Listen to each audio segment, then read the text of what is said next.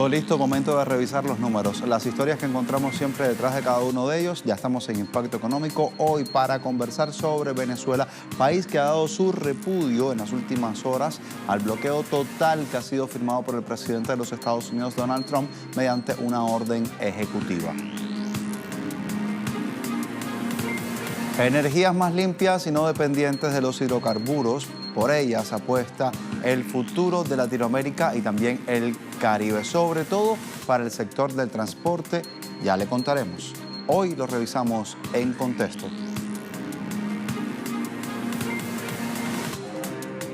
El Reino Unido confía en aumentar oportunidades económicas globales tras el divorcio del Brexit. Veremos cómo lo harán. Se lo contamos en nuestro Tiempo de Economía 360.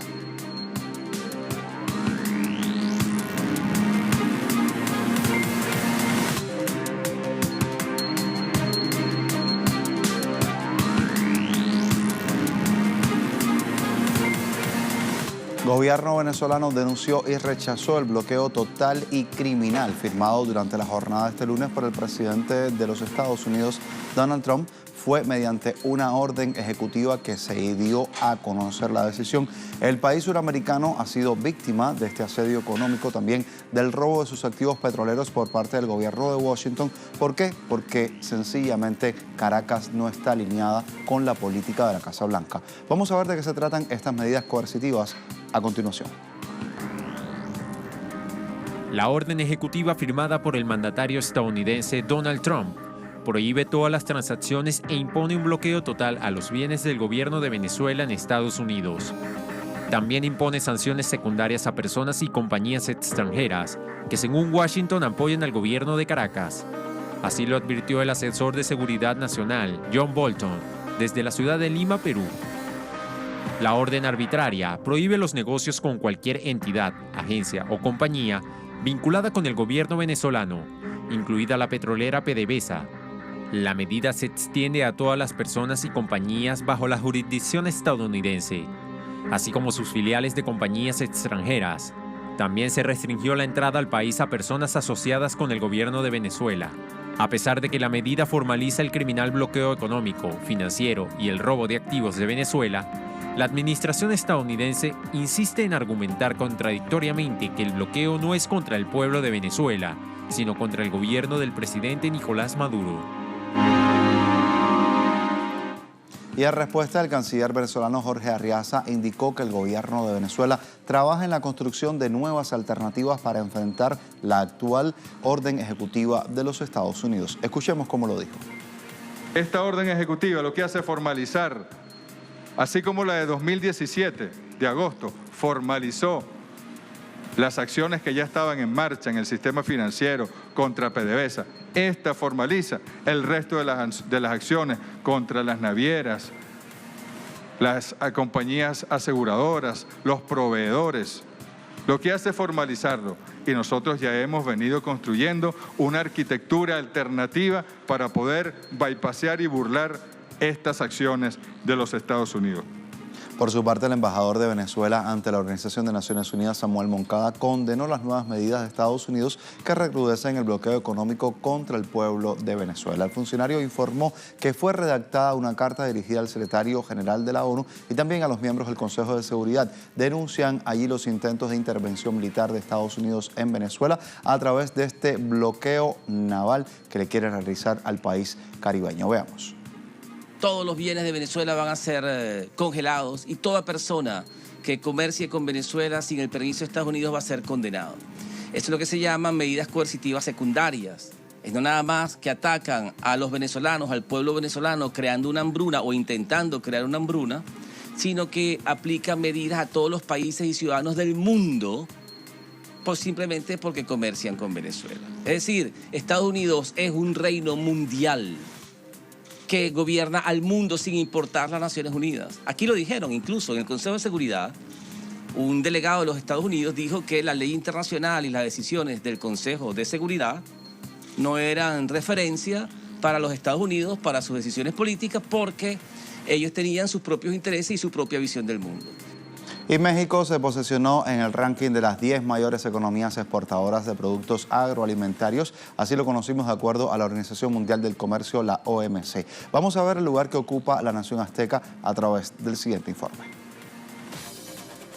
Por primera vez, México entró en la clasificación de las 10 mayores economías exportadoras de productos agroalimentarios, evaluadas por la OMC. Solo en 2018, las exportaciones mexicanas de alimentos sumaron un valor de aduana por 35.000 millones, desplazando con ello a las realizadas por Argentina. Entre los principales productos exportados figuraron los aguacates por un valor de 2.392 millones de dólares, tomates por 2.261 millones de dólares, frutos de los géneros Capsicum o pimienta por 1.158 millones de dólares y carne de bovino por 1.073 millones de dólares. Asimismo, en 2018, la lista de los principales exportadores de agroindustriales se mantuvo sin variaciones con respecto a la Unión Europea, Estados Unidos y Brasil. Mientras tanto, la India subió al 8º lugar y Australia bajó al 9º.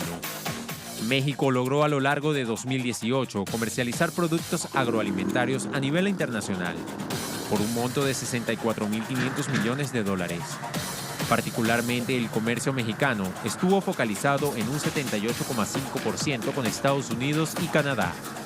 De acuerdo a la Secretaría de Economía, México es el segundo mercado para las exportaciones agroalimentarias de Estados Unidos, cuyo valor de ventas fue de 19.600 millones de dólares. A su vez, México fue el principal proveedor de productos agrícolas a Estados Unidos, por un valor de 29.100 millones en el 2018. Desde que asumió el gobierno el presidente Mauricio Macri en Argentina, la pobreza alcanzó 34.1% de los pobladores. Solo en un año pudiéramos hablar de que creció casi 10 puntos este indicador. El país registró la mayor inflación desde el año 1991. Vamos a ver cifras. En junio, los términos interanuales, los precios estaban subiendo 56%, se perdieron más de 134.000 puestos de trabajo. Solo en el sector industrial, también en 2019, hay que decir que será el 4º año consecutivo en cuanto a la caída del consumo, pero vamos a ver qué sucedió en otras áreas como lo son educación, salud, incluso la justicia. Lo tenemos en el siguiente informe. Desde el 10 de diciembre de 2015 a la fecha, el presupuesto en educación pasó del 6,9% del Producto Bruto Interno a representar el 5,7%. Además, el salario de los maestros perdió 44 puntos contra la inflación entre 2017 y 2018 y el gobierno impulsó una política de ataque a la educación pública y a los dirigentes gremiales. El sistema universitario fue sistemáticamente desfinanciado por la gestión macrista desde el primer día, recortando todos los programas que estaban permitiendo que la universidad se desarrollara en un sentido que fortalece a la democracia, ¿no? En el sentido de garantizar un mayor acceso de nuestra población a los estudios universitarios, pero también en el sentido de que la universidad se comprometiera cada vez más con el acompañamiento de políticas públicas en todas las áreas que son necesarias para democratizar la sociedad. En el marco del ajuste, el gobierno redujo los ministerios a la mitad. Entre ellos, eliminó el de Trabajo, el de Ciencia y Tecnología, el de Cultura, el de Ambiente y el de Salud, entre otros. Desmanteló toda la salud pública. También está desabasteciendo los hospitales, está desfinanciando y subejecutando todos los programas de salud. En la provincia de Buenos Aires también la gobernadora Vidal subejecuta. La manera es de ir cerrando la salud pública para después privatizarla, digamos, tercerizar la salud pública. Ese es el modelo de salud pública. Los trabajadores judiciales reclamaron contra la falta de insumos, el colapso del sistema de gestión informática, la falta de personal y las condiciones edilicias. En tiempos donde implican las políticas del Fondo Monetario Internacional, subordinar la justicia es una necesidad porque los planes del fondo lo que requieren es la violación sistemática de los derechos de todos los argentinos que están consagrados en la Constitución. Una justicia independiente defiende, que es su rol, los derechos que están en la Constitución. Por eso necesitan una justicia dicta, una justicia que se subordine a esos dictados. Y bueno, ya esto lleva a que hoy estemos trabajando en estas condiciones paupérrimas porque sufrimos el ajuste que sufren todos los argentinos. Desde la oposición señalan que en las próximas elecciones se definen dos modelos de país. Uno de inclusión u otro de exclusión que somete los intereses del pueblo a las grandes corporaciones. Sabrina Roth, Telesur, Buenos Aires. Tiempo de hacer una pausa en Impacto Económico. Al volver estaremos revisando la información que se relaciona con la energía limpia y también las posibilidades que se están pensando en el Caribe para ponerlas en su implementación. De ello hablamos en Contexto. Acompáñenos.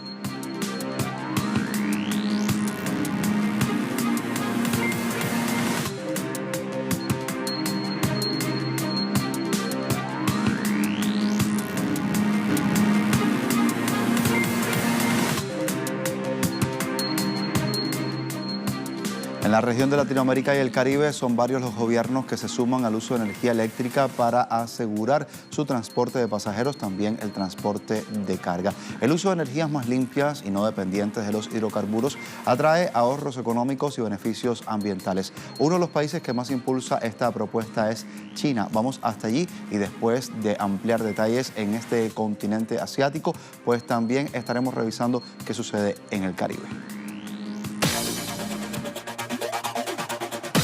En este 2019, 4 ciudades latinoamericanas convirtieron a la región en una de las pioneras en usar autobuses eléctricos, elaborados por empresas de la República Popular China. La capital chilena, Santiago, adquirió un primer lote de 100 autobuses eléctricos del fabricante BYD, a los que le sumó otros 100 de la firma Yutong. Las ciudades colombianas de Medellín y Cali también iniciaron el cambio hacia buses eléctricos. La primera de ellas otorgó un contrato a BYD para comprar 64 autobuses, mientras que la segunda urbe puso en funcionamiento 26 unidades eléctricas compradas a la China, Sunwin Bus Corporation. Para Bogotá, se dispondrá del autobús eléctrico más largo del mundo, también de fabricación china. Asimismo, para este 2019, se tienen previstos 20 autobuses movilizados con electricidad para la ecuatoriana Guayaquil y para Quito unas 60 unidades compradas a fabricantes del gigante asiático. En otras ciudades como Sao Paulo, en Brasil, y Buenos Aires, en Argentina, se han dispuesto unidades en fase de prueba piloto.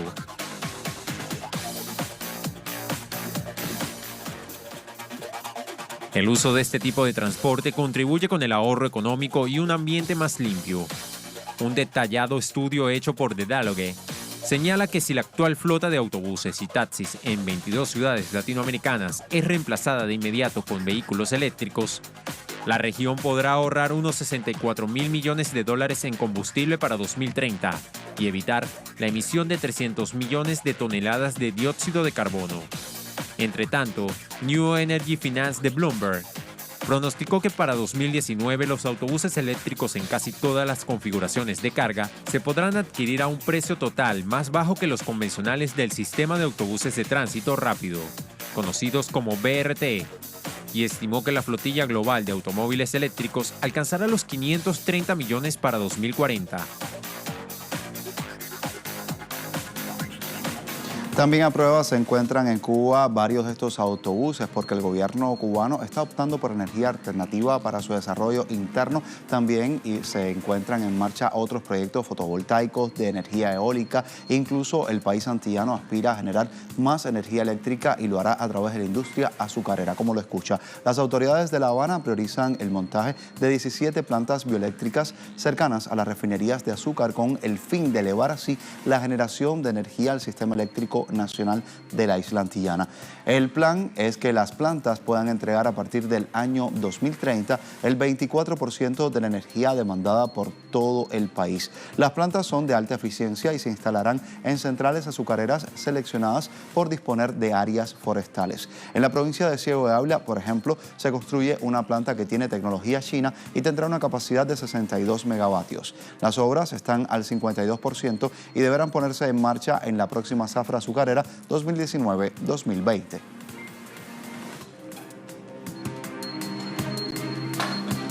Tiempo de una pausa en Impacto Económico. Al volver, veremos las aspiraciones que trae Reino Unido después de la salida del divorcio del Brexit. Ya le contamos.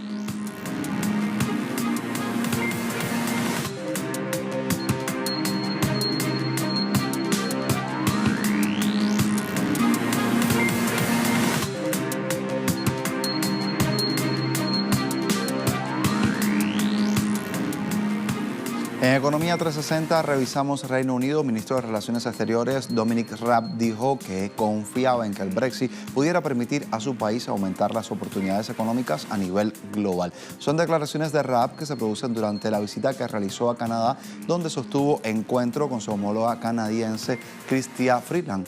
Raab dijo que el gobierno del primer ministro Boris Johnson trabajará para proporcionar continuidad del comercio después del Brexit y todo ello en beneficio de las empresas y los consumidores del Reino Unido. El gobierno británico afirma que Canadá, Estados Unidos y México representan de manera colectiva alrededor de 225.000 millones de libras de comercio bilateral cada año en el Reino Unido. Raab reitera también que el Reino Unido abandonará la Unión Europea y será el próximo 31 de octubre sin un acuerdo de salida.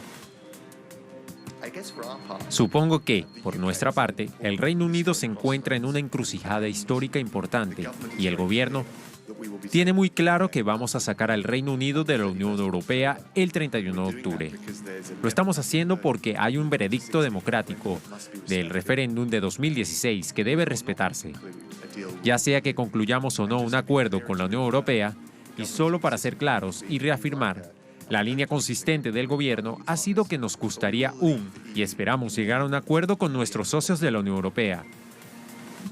Pero saldremos de la Unión Europea en cualquier caso a fines de octubre. Y a finales de junio de 2019, la Unión Europea y el Mercosur anunciaban un acuerdo de libre comercio después de décadas de negociaciones y ahora que abanderan los presidentes Macri y Bolsonaro este grupo. El tratado permitirá el aumento de exportaciones, pero los trabajadores del sector primario alertan de la pérdida de empleo, también de la precarización de sectores como la agricultura y la ganadería, fundamentalmente en Europa. Juan es un apicultor tradicional. La miel de sus abejas supone el sustento de su familia, que ya se ve afectada por la bajada de precio. Ahora los acuerdos de libre comercio con Mercosur prevén traer más de 45 millones de kilos de miel que abaratarán los precios de su miel.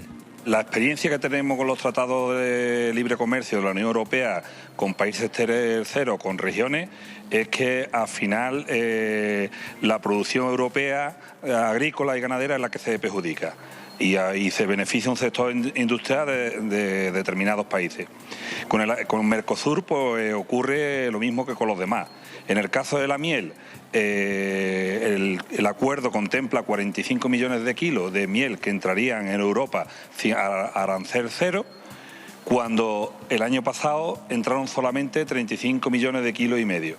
Ganadería y agricultura son parte de la base económica de Andalucía, al sur de España. Organizaciones estiman que el acuerdo de libre comercio entre la Unión Europea y Mercosur pueden poner en peligro casi 300.000 empleos en el sector primario. Es un acuerdo entre Mercosur y la Unión Europea que se ha gestado a espaldas y con total opacidad de las organizaciones agrarias, de las ONG, de las organizaciones medioambientales y sobre todo de las organizaciones en defensa de los derechos humanos. Y creemos que este acuerdo incumple pues, normativa de salud laboral, normativa de salud ambiental y sobre todo que va a acabar con la agricultura tal y como la conocemos. Los principales dirigentes de la Unión Europea festejaron el 26 de junio de 2019 un acuerdo que ha durado más de 20 años de negociaciones y que han cerrado los gobiernos de Macri y Bolsonaro, pactando decenas de medidas aún desconocidas y que festejan los gobiernos a ambos lados del Atlántico. Mercosur es un acuerdo que, en opinión de España, es un acuerdo moderno, es un acuerdo equilibrado y es un acuerdo estratégico que nos debe permitir abrir nuevos mercados, pero sobre todo consolidar un sistema de libre comercio basado en reglas que está puesto en tela de juicio por parte de algunos actores internacionales en los últimos meses y en los últimos años. Desde ese punto de vista, creo que no es correcto mirar únicamente la relación entre industria, servicios y agricultura. Mi posición es bien clara. Tenemos que conseguir que también el acuerdo con Mercosur sea positivo desde el punto de vista agroalimentario. El mayor acuerdo comercial de la Unión Europea prevé rebajar aranceles y la liberalización de la mayor parte de las importaciones agrícolas, lo que ha generado las denuncias de más de 340 organizaciones sociales, unos 70 eurodiputados y las principales entidades agrícolas, que han exigido a la Comisión Europea frenar el acuerdo. Sergio Rodrigo y André Baló, Telesur, Andalucía, España.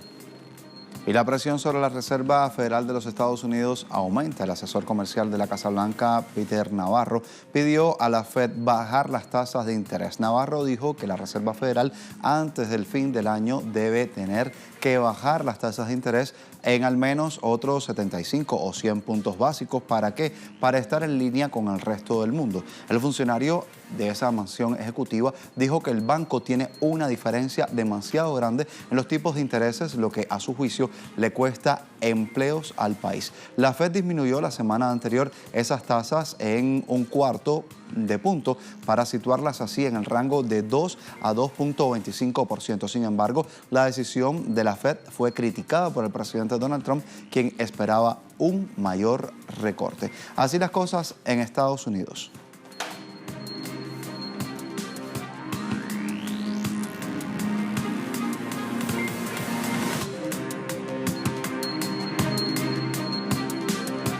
Queremos contarle mucho más a ustedes, fundamentalmente cómo el plan de Putin puede deshacerse del dólar poco a poco y se hace realidad. Así lo titula el portal web Sputnik para describir las estrategias que implementa el gobierno ruso con la finalidad de limitar el uso del dólar en sus transacciones comerciales. Un cambio radical que ya puede observarse en el comercio ruso-indio, estimado en 11.000 millones de dólares. En este sentido, el rublo se utiliza en 3/4 partes de los acuerdos que se han cerrado entre estos dos países. Y ante el avance, los expertos señalan que la tendencia pudiera continuar. ¿Por qué? Porque la infraestructura para las transacciones en monedas alternativas está mejorando, así lo han dicho por las claras. Igualmente, pocos días es que el gobierno de Putin, para cerrar un acuerdo con China y prevén que el uso de estas monedas nacionales en esas transacciones entre ambos países pues pueda ser beneficioso.